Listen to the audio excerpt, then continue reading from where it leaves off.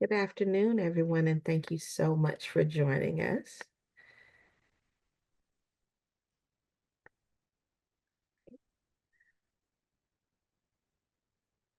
Here we go.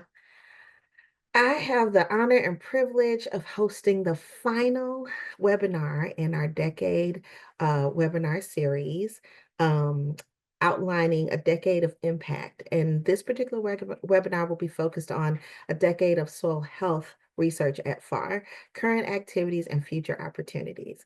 So I'm so excited to have the opportunity to be the last webinar in our series. For those of you who are interested, we do have a year-long set of programming that you'll be able to access on our website. And everyone that's registered for this, we can send you that information so you can see all of the amazing webinars that we've hosted to date. And today will be no exception to an amazing discussion and amazing set of panelists. So just for your awareness, for the first part of this dialogue, all the participants will be muted, but we ask and strongly encourage that you put any questions you have in the chat or Q&A.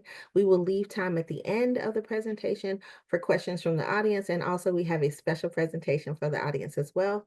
As I mentioned previously, we will record and share this webinar with anyone who registered via email, and then this webinar will be saved along with all of the webinars from our series on our website, so you'll be able to access them and share them within your networks. So very excited to just get right into the conversation. The way we'll spend our time together is providing an overview of fire soil health activities over the last decade, and then we will have an amazing presentation to discuss where we are now with our research strategy, and then a panel discussion with our grantees, and then, as I mentioned, an opportunity for questions from the audience, as well as a special surprise at the end. So make sure you stay to the end. For those less familiar with me, I'm Dr. LaKisha Odom at the Foundation for Food and Ag Research. I sit within our Agroecosystem team, and I have the privilege of having our Chief Science Officer, Dr. Angela Records, here with us today as well, who will share some of our research strategy and some of the strategies for where we want to take the program in the future. So a lot of what I hope to cover is sharing a little bit of our past, sharing our present, and then having a rigorous conversation about future direction, so we can have that full 360 view of our programming, not only what we have done, but what we hope to do, and thinking about how we can continue to be impactful and meet our mission and vision for FFAR. So I'll share a little bit of a trip down memory lane. I am one of the older scientific program directors here at FAR. I've been here quite some time, so I've had the privilege of seeing this portfolio grow from its inception. And so I just want to spend a few minutes just sharing a little bit of context for where we've come, where we are now, and then sharing where we hope to go with Angela. So for those of you who might have been around at FAR from its beginning, in about 2016, FAR brought on the majority of its science team, and that's the year that I joined the organization. And then in November of that year, we had our first soil health convening at the Tri-Societies meeting. And what we did in that is we had stakeholders from all the Tri-Societies come and kind of give us an idea of, when we think about soil health, what do they want to see us do? So you see things from information around cover cropping, carbon sequestration, ecosystem services, fertilizer management, workforce training, data management. So if you are familiar with our portfolio, you'll see that we actually adhere to quite a bit of that initial kind of vision of the spaces in which we should inhabit. When I started, I got a sentence saying, we're going to have a challenge area called soil health. Now go create that. And it's such a privilege to have observed the portfolio grow from just basically a description to a body of work. So once we started with this kind of spaghetti map, is what we called it, of all the things that we could do, we recognized that we needed to transition to more of a theory of change. So what we recognized was that our mission of FAR, in which we envision pioneering collaborative science that provides folks access to affordable, nutritious food. In order to get that through our soil health, we wanted to focus on resiliency and adaptation, site-specific decision-making, farmer well-being, and thinking about opportunities for adoption. And we recognized that we needed to have transformative research, inclusive, and we wanted to include and amplify diverse voices. We wanted to support interconnected learning and disruptive collaboration. And if we could do all of those things, then we would have some short-term and longer-term outcomes, such as increased funding and research by leveraging and developing public-private partnerships, improved decision support, increased understanding of site-specific recommendations, increased understanding of ways to improve and understand our soil health, and ways that we could be more innovative in the management of our soil health.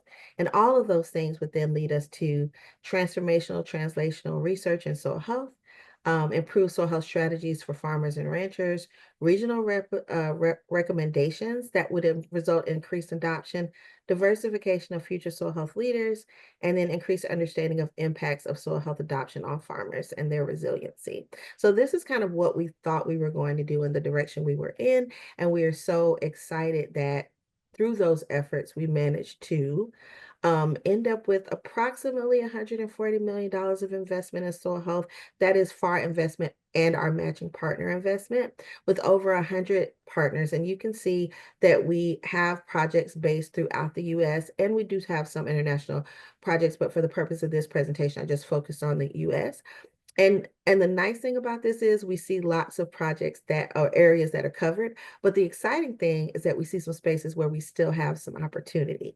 So I look at this as an opportunity for us to look as we think about the future of our portfolio for additional spaces in which we can support additional work. So now that I've provided a little bit of context of where we have been, I'd love to share a little bit of a little bit of a timeline and then transition over to Dr. Records to share a little bit of our current strategy and potential future. So as I mentioned in the overview, we were created in 2014 with our first convening in November of 2016. In January of 2017, we had our first grant in soil health. That was a collaboration between the Soil Health Institute, Soil Health Partnership, and the Nature Conservancy, and that was $20 million investment, both FAR's investment of $9.4 million, and then additional matching partners. And this was to date, at that time, one of the larger investments in soil health in this public-private partnership space. In 2018, we had the privilege of partnering with Food Shot Global, and they centered their Groundbreaker Prize on soil health, and they've been a partner of ours ever since. In 2019, we fostered a project around interoperability of data with Open Team for approximately about a $12 million investment. We worked with groups like the Organic Farming Research Center. We partnered with them for the first time in 2020. So I'm just showing by no means an exhaustive overview of the over 70 projects in the soil health portfolio, but some that just show the demonstration of the variety of projects that we've had. In 2021, you'll hear more about this project later, but we partnered with Noble Research Institute to support grazing land and pasture land soil health. And that was an amazing investment of approximately 19 million with about 5 different partners. To think about how we are engaging in soil health and fellowships, we launched a FAR OCP fellowship with our partner at OCP to look at innovative and disruptive leaders in early career leaders in fertilizer management and fertilizer research. And then in 2023, we spent time with our research refresh, and we had a new structure where we created our Agroecosystem priority area. More on that in like 1 minute. And then in 2024, one of the great honors that I think we've had is that FAR was awarded the Agronomy Society of America Presidential Award for making significant and enduring impacts in agronomy. So I ended with that data point because I think it's just a beautiful, acknowledgement and such an honor to be recognized for the body of work that FAR has supported in this space. So with that quick overview of a little bit of a history of where we have been, I'd love to turn it over to our Chief Science Officer to talk about where we are now and where we have the potential to go. Great. Thank you so much, Dr. Odom, for that great introduction. I think we can just go to the next slide, please. And I'll just start in by, Dr. Odom just mentioned our research refresh. And so just a little bit more about that. In December of 2023, we released a research strategy. And in that strategy, we shared our overarching research goal, which is a U.S. food and agriculture system that supports producers and their communities, sustains the environment, and enables processors and retailers to deliver foods that equitably nourish our population. This strategy was informed by a year of stakeholder engagement. We call that the research refresh, where we met with researchers, farmers, food companies, seed companies, and many others to understand where there are research gaps in the food and agriculture system and identify areas where an investment by FAR would bring the greatest benefit. Next slide, please. So our mandate at FAR is to fund research to address challenges across the food and agriculture value chain. So this may include everything from protecting resources like water and healthy soils, and improving inputs like healthy animals and seeds for healthy productive plants, to tools for making production and processing more efficient, safer, and economical, all the way to consumers and approaches to recovering our resources. A few examples are listed on this graphic, but of course, this is far from an exhaustive list of the work we do. Next slide, please. So all of our research investments align with one or more of these 4 key priorities: cultivating thriving production systems, bolstering healthy food systems, sustaining vibrant agroecosystems, and strengthening the scientific workforce. And that's to address the whole of the food and ag system. And you can find more information about all of these on our website. Next slide, please. But I'm excited that today we're focusing on our agroecosystems priority area. Our agroecosystems research deepens our understanding of how agriculture systems interact with the surrounding environment to help farmers optimize resource use, address climate change, and enhance farm productivity and resilience. So work in this portfolio focuses on supporting a healthy environment on and around farms and ranches, and healthy soils are the literal foundation for a healthy agroecosystem. So I'm really grateful to Dr. Odom and her team and our speakers today who will share their knowledge with all of us. And that's all I wanted to share. I will pass it back to you.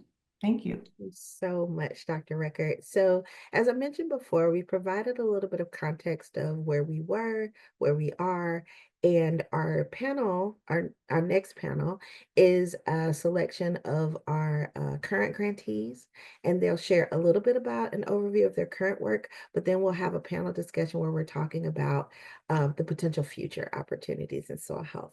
One of our grantees, Dr. Amanda Ashworth, was unable to join us, so she was kind enough and thoughtful enough on her leave to provide us a video overview of her program, as well as answer some of the questions that the panelists will provide. So I will transition to sharing that video of hers, and then after we finish that video, we'll come back and have a rigorous discussion with our other 2 panelists. So 1 second. Thank Hello, you. and thank you for the opportunity to discuss our 2019 FAR New Innovator project, focused on plant soil water nexus, agricultural systems research on tribal lands. My name is Amanda Ashworth, and I'm an agronomist with USDA-Agricultural. And my co-PIs for this work include Dr. Philip Owens, who is a soil scientist with the USDA-Agricultural at the Dale Bumpers Small Farms Research Center, Janie Hip and Aaron Parker with the Indigenous Food and Agriculture Initiative, and Dave Miller with the University of Arkansas, as well as our Quapaw tribal partners. And our project closed yield, soil health, data, and technology gaps, and conducted outreach and education to promote social equity of agricultural data, resources, and technology for First Nation farmers. So here's a video of our Tribal Soils Initiative work. Soil information is key to advancing agriculture, and tribal communities have a higher incidence of food insecurity than the rest of the U.S. So about 37% of tribal families are food insecure relative to 15% nationally. We're overcoming these challenges by our strong partnerships with our collaborators like Joshua Moore, the Colorado River Indian Tribe. He works with us very closely to help us get the data that we need, the information that we need. So use some technology like electrical conductivity scanning, which Joshua Moore really helped us get to some of the logistics that we need to help overcome this issue. You know, I think back to the first time I ever looked at a soils map of this reservation, and that was a tool that I still use today. And when this opportunity came forward, the University of Arizona, actually a previous colleague of mine, introduced me to Philip and Amanda. And when they started explaining what their project was, I said, this is an excellent tool, not only for me to utilize, but it's exciting to help create knowledge to see how it then becomes used, not only by me, but also by future generations. We've got a lot of projects going on here, and it's kind of exciting to think how we can use the information that they're creating. So all the soil samples we collect, and then you can zoom in and get a unique property prediction for every 5 meters. Wow. And then we do surface and subsurface. Okay. And then also the land use recommendations of like nutrient management, Right. water management.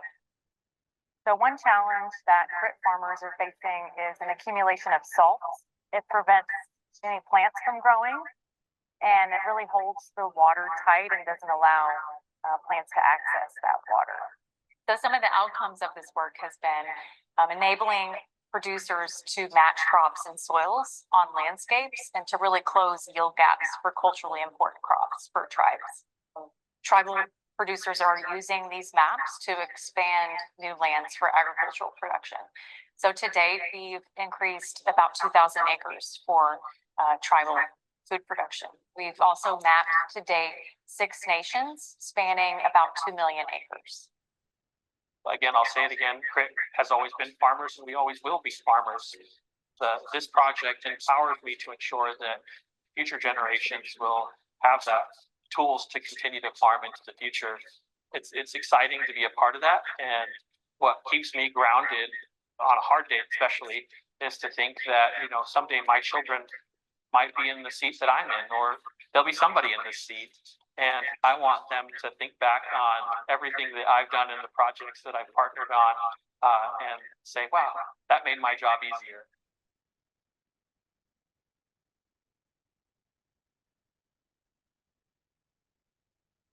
So from our FFAR New Innovator Award, we've been able to build partnerships and expand our initial focus to include creating first ever spatially precise or unique soil property maps for every 5 square meters, as well as land use interpretations on 1.8 million acres over 6 nations.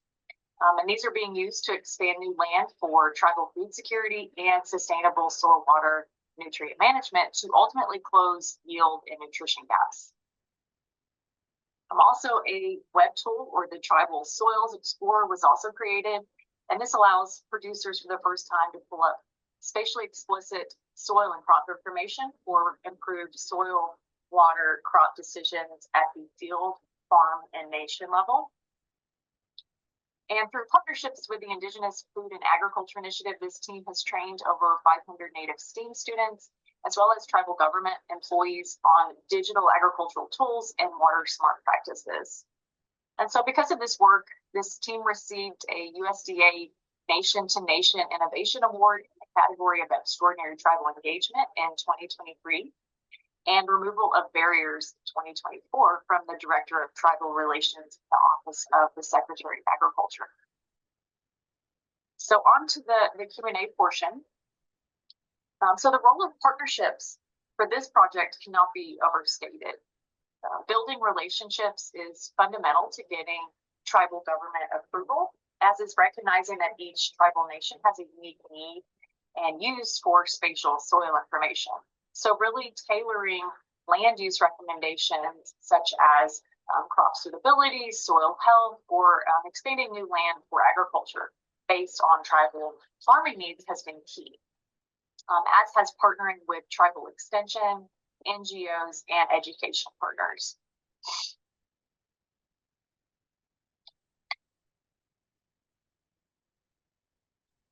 For the second question, without FFAR's support, establishment of the Tribal Soils Initiative would not have been possible. I really see FFAR as being agile and proactive with addressing the next frontier of needed ag research by funding high-risk, high-return work.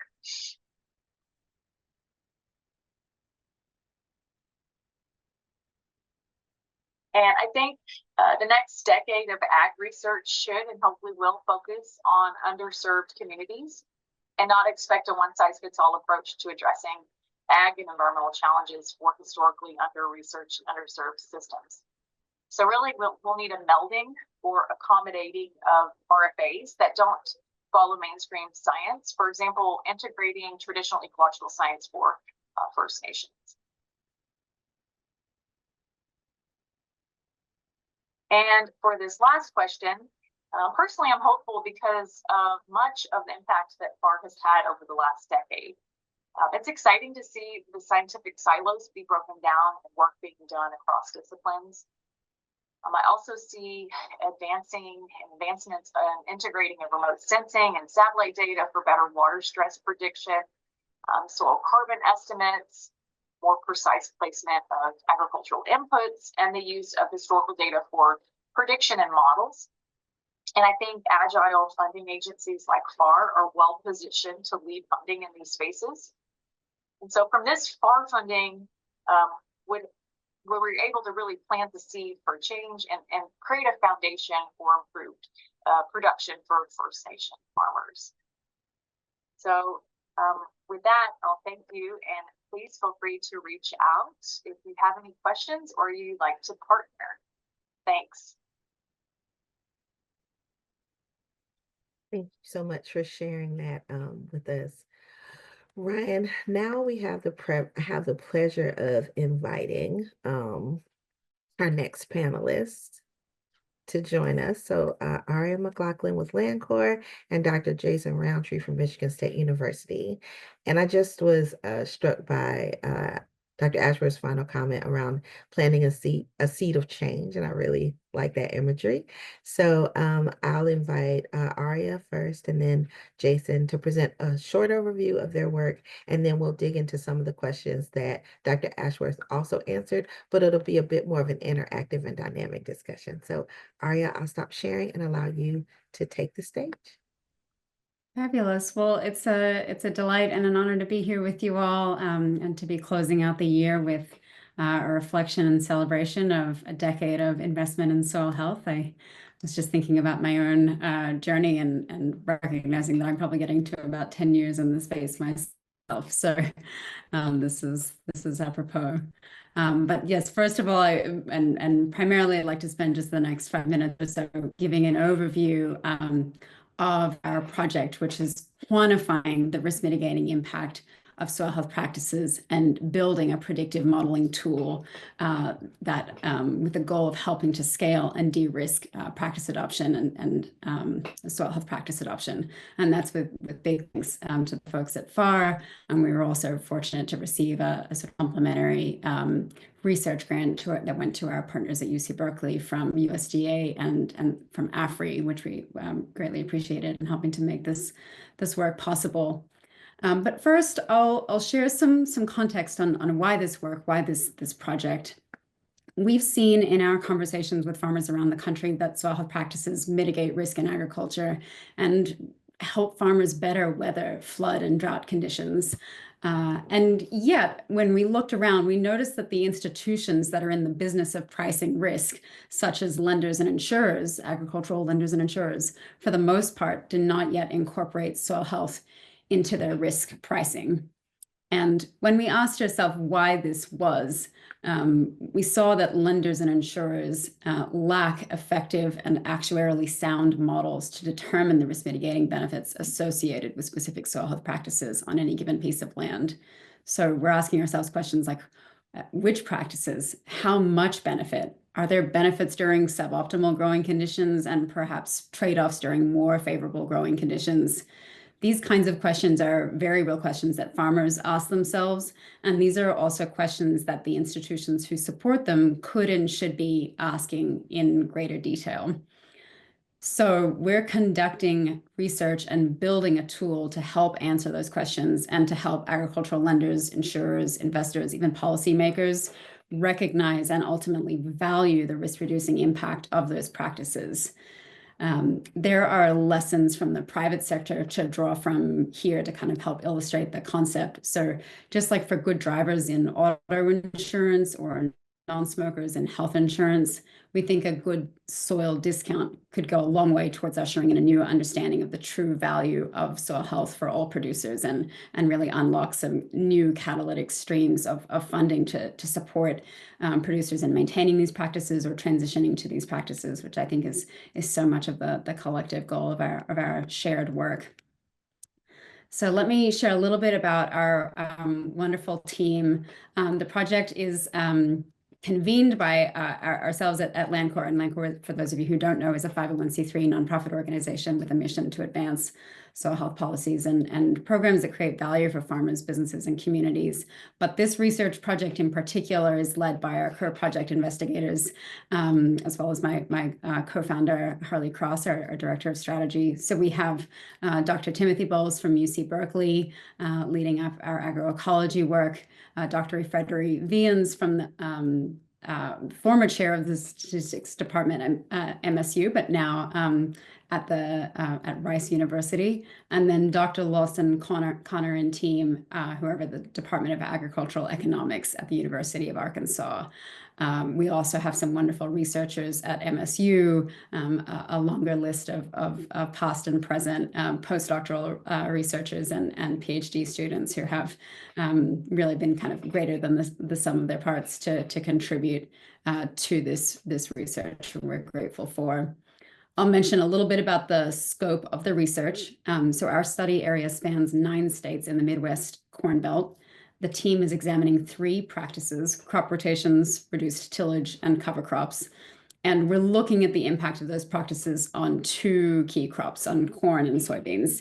And that has something to do with the availability of data, as well as those being just really, of course, major crops in our agricultural system here in the US. And then also I'll mention that the team is modeling the impact in both of those practices in both dry and wet conditions. The data, this is a big data project, is all remotely sensed geospatial data, where we've included estimated crop yields from Dr. LaBelle's lab at Stanford University, and we have a bunch of publicly available data for variables such as climate, weather, and soil characteristics that are layered in. Data is aggregated to the field level, and the time span that we're looking at is approximately from 2005 to 2020, although it varies a little bit from data set to data set. And then the technical team is doing statistical analysis using spatial and Bayesian modeling techniques to look at the impact of these practices to really dive in. So our work to date has focused on, the preliminary paper that we have out as a preprint has looked at 393,000 fields, and we were able to look at a number of different scenarios to say what happens when we increase the number of crops in rotation. And we found that across the state of Illinois, looking at all of these fields, that diverse crop rotations protect against yield losses in dry years without changing outcomes in typical or normal years, so more of an even effect in those normal years. And then specifically, across the state of Illinois, we found that simply adding a single crop to rotation improves yield, with 68% of fields seeing a 0 to 2% increase and 22% of fields seeing a 2 to 4% increase in crop yields. And then conversely, and this is where you're looking at the right side of the slide here, the red map, that shows a scenario where conversely removing just one crop from rotation decreases yield, with 19% of fields seeing a decrease of more than 6%, 30% of fields seeing a decrease of 4 to 6%, and 32% of fields seeing a decrease of 2 to 4%. And those findings are featured in the preprint I mentioned, which is called Diversified Crop Rotations Mitigate Agricultural Losses from Dry Weather, which is still under peer review. But we look forward to publishing that, as well as if you would like to stay up to date with the project, we'll have another wave of modeling results released soon, and that those will be added to an online interactive tool. This slide again is a screenshot of that interactive tool, and I'll dropped a link to that in the chat as well so that folks can follow along, but you can expect that we'll continue to expand in terms of geography and practices represented. I'll mention a little bit more about partnerships, I think, when we have our group discussion, but there are some folks that have made the development of this online interactive tool possible that I'll get into a little bit more. And then broadly speaking, I would just mention that this project really does align, I think, with all of FFAR's agroecosystem themes, from informing agroecosystem decisions through modeling research on the impacts of soil health practices and providing an actionable tool to help decision making among a wide range of agricultural stakeholders, to, again, as I mentioned earlier, just pathways to adoption. We understand that management practices aren't adopted in a vacuum. It's a big thing for farmers to change their businesses and their practices. These are very context-specific decisions. And so our research seeks to quantify the economic impact of that practice adoption to inform better decisions and hopefully to, as I mentioned, to unlock some more catalytic support for producers doing this work. So we'll leave it at that and hand it back over to you, LaKisha. Thank you so much for sharing that really great discussion. I think we have been talking about how, in order to encourage adoption, we need to also look at risk and these other factors that enable a condition to allow our producers to be able to. And now I'll transition over to Dr. Jason Roundtree to share a little bit more about his project that's focused on metrics management and monitoring. All right, y'all. It's Thursday afternoon. I imagine many are taking off tomorrow, so we're in the final throes of the year. And LaKisha, I just can't thank you enough for your investment in what I do and what our team does professionally. It's been a blessing to have you in our life, and we've been rolling on this project entitled Metrics Management and Monitoring for we're in year 4, unbelievably, and it is probably one of the most ambitious projects I've seen that is striving to understand the management and drivers of soil health in the United States grazing lands. As Dr. Odom said just a bit ago, we've got more than 19 million invested in this project, 9 from FFAR, 7.5 million from our friends at Noble Research Institute. They're also a co-project director with myself. And then Green Acres, the Jones family, and Butcher Box would wrap that up. And so we're very thankful for that. And just so you know, when you take on something like this, it takes a village. We've got 45 scientists that are working on this project, from Texas to Oklahoma to Michigan to Wyoming and Colorado. And we have 12 modules that are all investigating different factors that influence soil health, from water to carbon to remote sensing to social and economic indicators and modeling and all sorts of things. The way we decided to frame this is we've got 3 intensive sites. Those sites are going to be in Oklahoma at Noble, up at our place at Michigan State, as well as at University of Wyoming.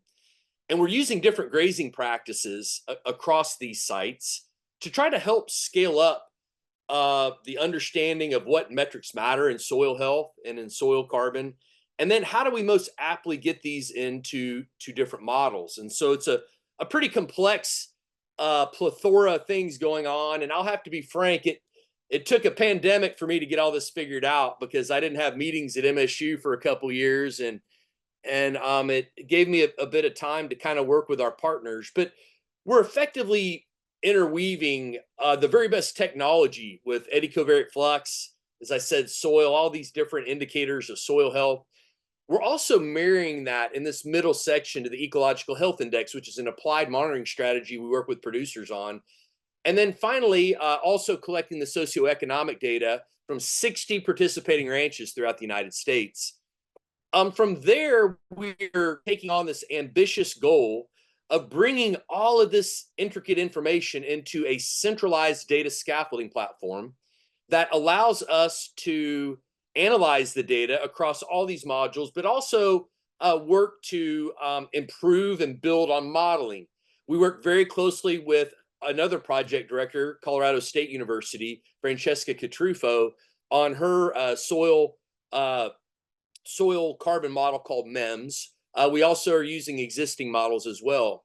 But where the rubber meets the road is we're trying to also marry that data to our socioeconomic data. So we can be more apt to understand what are the beliefs, behaviors, and attitudes towards management and soil health, and how does the social and the economic mesh with the ecological?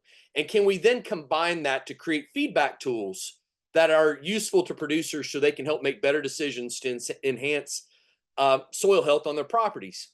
And so this would be a picture of our farm at Lake City where we're doing this work. I've got an adaptive group and a prescriptive group. Our goal is to make the adaptive group begin to hopefully build more ecological function and soil health. And our prescriptive group is to hopefully maybe go the other way, to enhance our modeling and understanding. And so we've got replicates of this kind of approach in Wyoming, in Oklahoma, and in Michigan. And just for fun, that's what my adaptive group may look like in the summer. Across the fence would be my prescriptive group, right? The cattle may only be here for 3 or 4 hours, whereas across the fence, they may be there for 30 days. And so that just effectively allows us to create different gradients of understanding ecological function and how can we most aptly measure it to inform producers on soil health dynamics. And so that's just kind of our simplified approach. And so here's a quick snapshot of where our ranchers are. We've got 60 of these, so we're as far up as the Upper Peninsula of Michigan or very much northern Wyoming, all the way down to south or central Texas, I should say. And so we've worked really hard. I didn't even know what I was taking on, or we collectively didn't know, by bringing all these producers together. We had an in-depth interview process. We did a lot of work to get these folks identified. And so we have this amazing amount of instrumentation at our intensive sites. We have water sensors, flux towers, all these things going on. So our next layer out is on half these producer sites. We had the same amount of instrumentation on 30 of these ranch sites. And then our last 30 sites, we have less instrumentation. And the reason is we're trying to scale up our modeling. Every one of those sites has had multiple soil cores taken, so we can run the indicators of soil health and other things. And so this would kind of be an example of what our feedback tool looks like. And so our producers can begin to go online now and access these types of sites. This would be primarily oriented towards our flex data, right? So we've got all of these sites GPS. We have every soil core at every ranch, at every location, GPS. We have everything titled. And all this does is it helps us really help in terms of our understanding of where everything is, how we do our statistics. So we can go on and a producer can see how their net radiation, how am I absorbing soil? In this case, we've got all of our Michigan sites compared to all of our Oklahoma and all of our Wyoming sites. We have indicators of soil temp, soil moisture, and other things. And then what a lot of our producers care about is going to be what is happening with carbon. So we can use our flex towers to inform producers how they manage and how they can uptake carbon and see these things in a more real-time way. And so these are all the different types of areas that our producers are going to be able to go online and access. We have water indicators, all these different areas. And so there's our producers. You can see the differences in carbon flux across all our different sites in Wyoming, Texas, Oklahoma, and elsewhere. And so it's been a labor of love. It's been a lot of labor, and we're working every day to get closer to this. And so the other things, let's see if I can go, is that we're really key on fostering collisions with our producers. Each year we meet with our entire producer groups throughout the United States. We inform them of their data, how things are going. This would be our site recently that we had up in northern Michigan. And this is really excellent for us because you have differences in opinion from our producers, and it really is what makes our project transdisciplinary. We have different discussions on how to treat economics. Some producers might sometimes think of their operation as a really great write-off in a hobby, and others, it's what they do every day, and they eat, live, and breathe it. And so how they think about soil health and how they approach these things are very different. We have focus groups with our social science teams that can help really inject some qualitative but very useful information that we can then marry to our quantitative. And so where we're headed is that we are again in year 4 of this project. We have everything intensively instrumented. We're getting tons and tons of data. And now we're in this approach of how do we marry all this data into something meaningful in terms of feedback tools that we can work with our producers on improving soil health and other metrics. And so it's been an honor and a privilege to speak with y'all. LaKisha, again, thanks so much for your support, and I'll stop there. Thank you. Absolutely. And I really appreciate not only under our agroecosystem team, our chief science officer shared with you the description of that team, but underneath that team, we have 3 clear themes that we want to pursue, and that is catalyzing sustainable solutions, informing agroecosystem decisions, and pathways to adoption.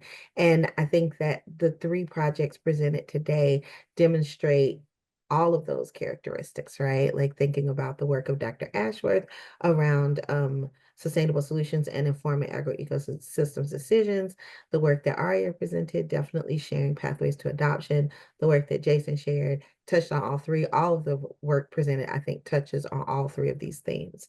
So now we'll spend the last few minutes I'll ask you a couple of the questions that Amanda answered. So one of them was, I think that we've talked about how FFAR has supported all the work here today. And that's very affirming to hear, because that is our goal, to be sitting in that crux of innovation and need and research gap. But I think I'd love to hear more around a couple of things. One, how important has partnership been, right? And I think Amanda answered this question, but I'd love to hear, Jason, you and Aria, your take on the role of partnership in the success of your project, not just your research partners, but potentially your funding partners. And are there some specific partners that have been exceptionally influential in the work that you've done? So maybe Jason, since you're unmuted, I'll ask you to go first. Okay, excellent question. So our project has a combination of universities, NGOs, and actually some private startup businesses we work with. And I can tell you from an academic perspective, having to facilitate a $19 million project, having an NGO like Noble is instrumental, because they have such a more streamlined way of working with producers. We pay each of our producers a substantial stipend every year to participate. And so those types of areas Noble has taken on and has helped us in terms of communication and reaching out. And so they do have great scientists on board as well, but they're such a strong organization that has tremendously streamlined the hassles we might have in an academic institution alone. Really important. And then the final thing I'll say is having some unique technology-driven startups is really great to have involved as well, because it helps grow business, but it helps inform collisions between scientists and people in the private industry. And so that's been another important component. We've had some good discussions on what's good enough, and so that's been a great part as well. Oh, thank you. And Aria? Yeah, absolutely. I mean, partnership is really the beginning, middle, and end of this project. It's kind of the heart of the project. I would mention the multiple family foundations who came together to help provide a matching funds for our grant. It was a really sort of pivotal and rallying moment, and made this work possible, in addition to the invaluable support of FFAR. But we also had an early cross-sector working group that included members of government, NGOs, academics, but also some really prominent private sector companies, or folks who worked at those companies that worked to shape our approach and identify key data sets. And I think that sort of early pre-competitive input was invaluable. I mentioned the sort of multidisciplinary academic team that's greater than the sum of its parts. And then I guess the specific folks that I'd like to call out is on the lending and finance side, we've had private sector partners, and particularly an early partnership with Compeer Financial. That was a huge part of this project.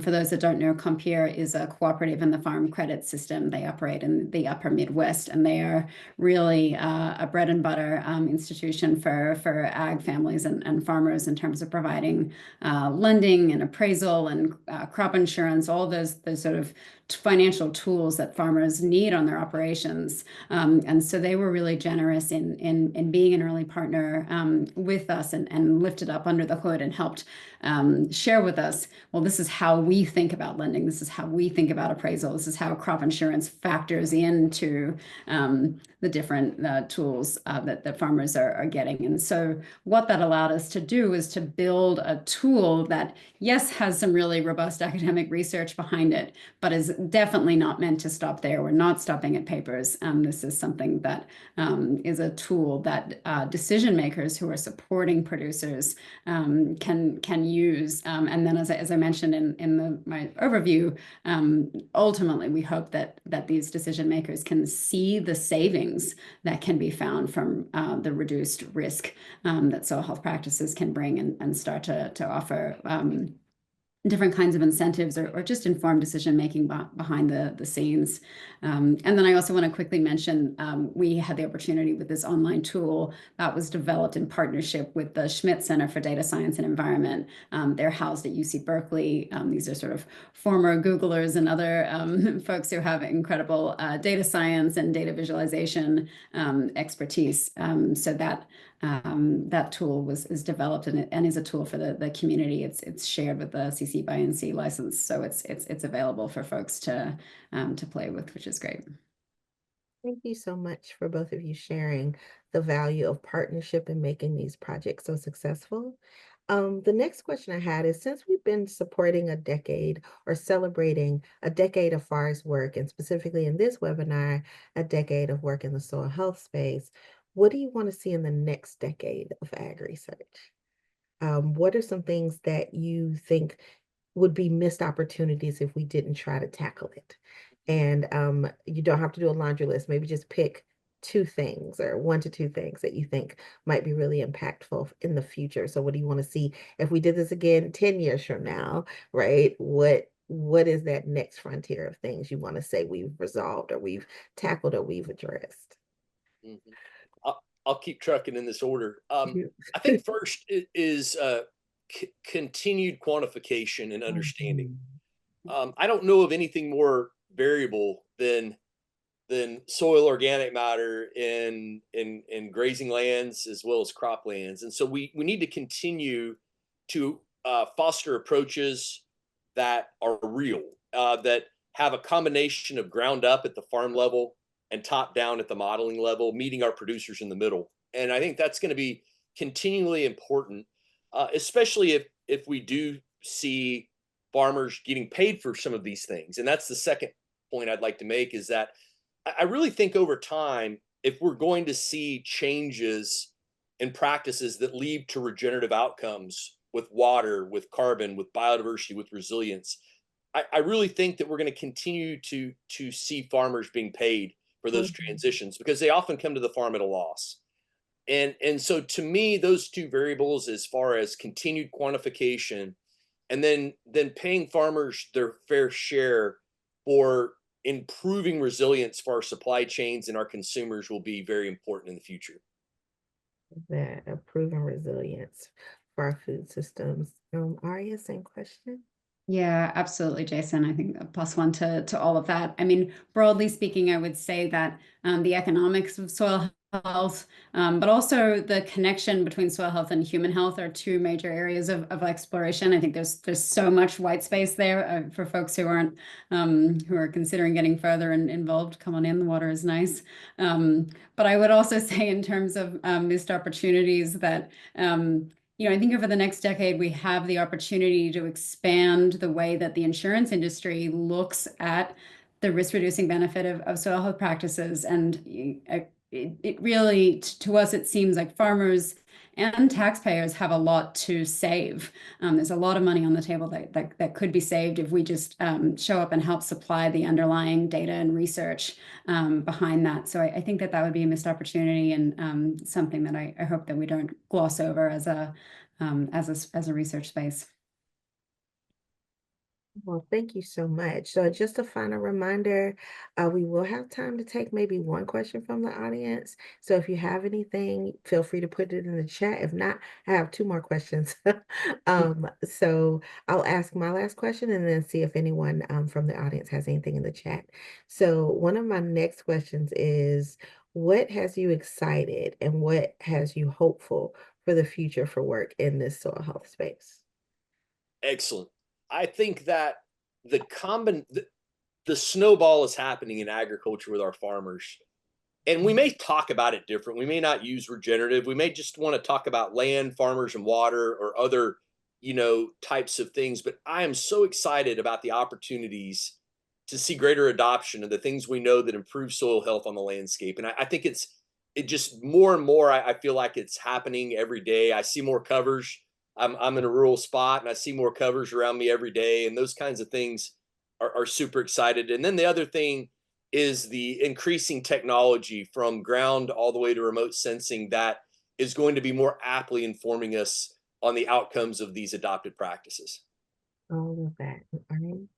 Yeah, for sure. And I think just to add to that momentum, Jason, we're also seeing the commitments of brands, of agribusiness. We see more and more consumers. I think this is sort of movement and awareness, connecting the dots, as I mentioned, with soil health and human health is more and more folks are showing up. I think some of us used to be the weirdos talking about dirt at dinner parties, and now undeniably this is something that is very much in the landscape and affords a lot of professional opportunities as well as the opportunity to make a real difference in the lives of producers. And then the other thing I'll mention, of course, is that we always say here at Lancor that soil health is common ground. And I think these times and always the opportunity to work with a diverse set of folks and to be able to have an issue area where we can make a lot of progress is wonderful. It's a great opportunity.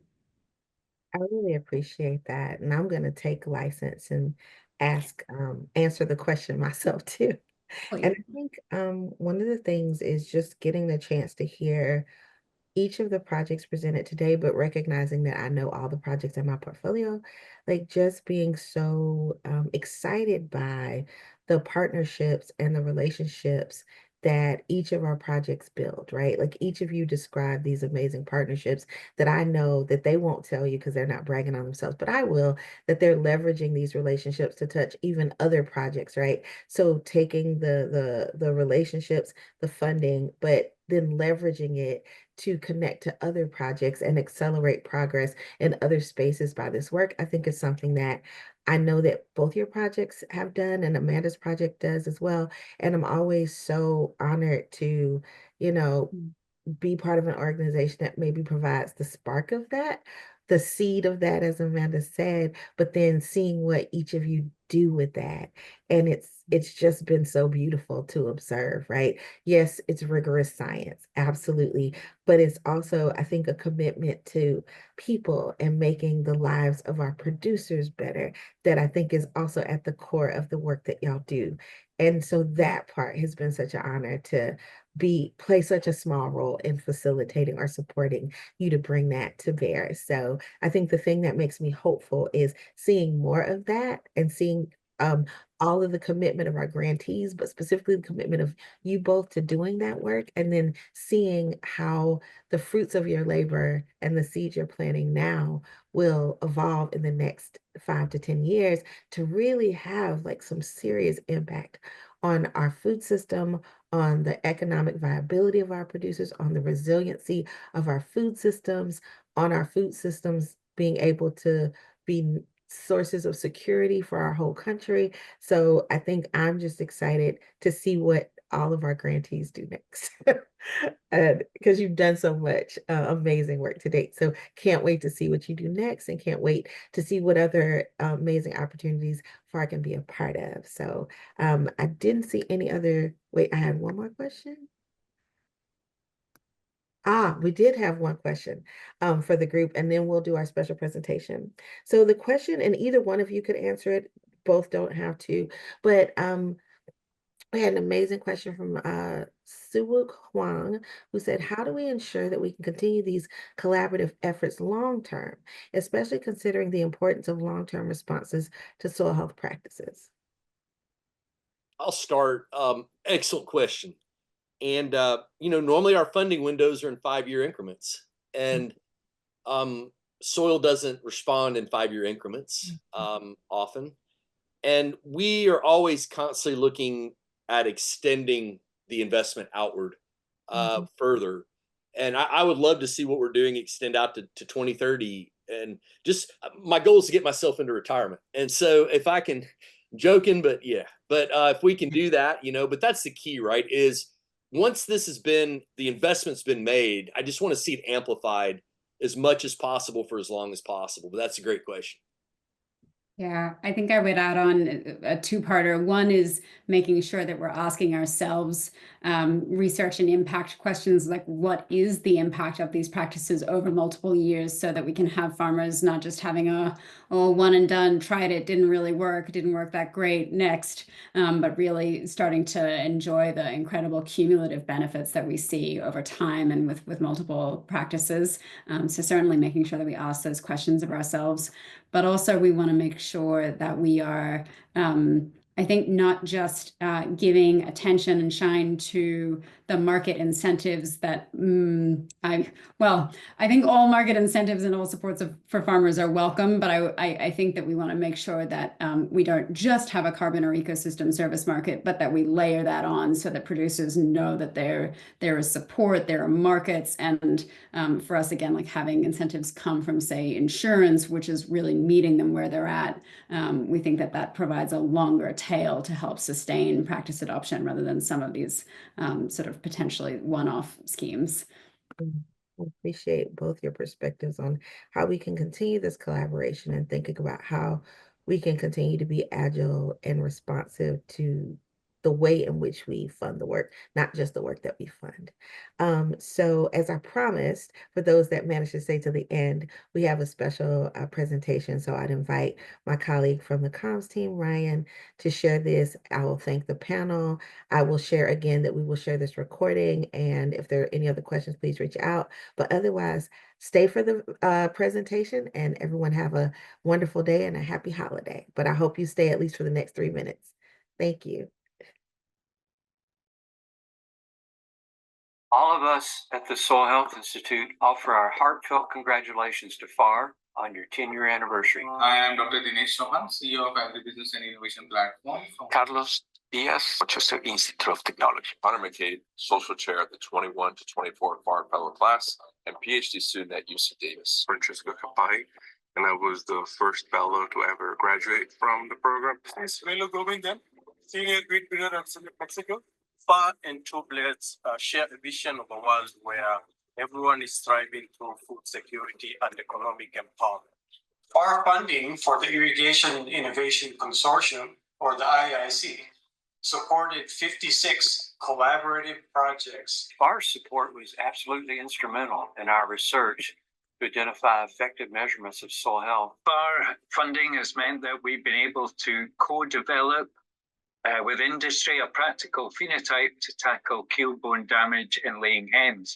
Enabled us to bring modern innovations in meat breeding, whereas most research funding is transactional. Research funding through FFAR to our program is transformational. It is allowing us to get closer to developing resistance against toxigenic fungi in corn, allowing us to adapt and to develop products that we can put in the hands of commercial and smallholder farmers.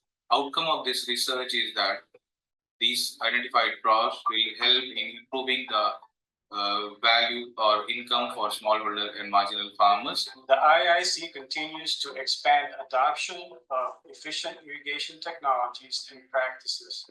The results were so persuasive that 2 other universities joined our research consortium. Together, we're working on a $2.8 million USDA NIFA grant proposal to advance the technology and demonstrate success in large-scale field trials. We are expecting that this process will enable rate of genetic gain and deliver better varieties to the farmers in the near future. I absolutely recommend this experience and opportunity for anyone looking to advance their professional development during their PhD. And I'm so thankful for these last 3 years. Honestly, it changed my life, both from a career and personal perspective, because I was able to join the workforce right away. Straight out of my PhD, I was able to join a startup, and I've been in the startup environment ever since. As a result of that research, USDA NRCS now provides financial assistance for farmers and ranchers to use our recommended measurements for assessing soil health in all 50 states. The Soil Health Institute not only celebrates with you your 10-year anniversary, but we also thank you for such an impactful partnership. Again, thank you all for your attention. I wish everyone a safe and restful holiday season. Thank you again to our panelists. Thank you again to the staff members that supported this. And just, I hope everyone has a wonderful day. With just so much appreciation for today. Thanks, everybody. Thank you. Thanks, Happy holidays, everyone. everybody. Bye, No y'all. problem. Take care. Take care.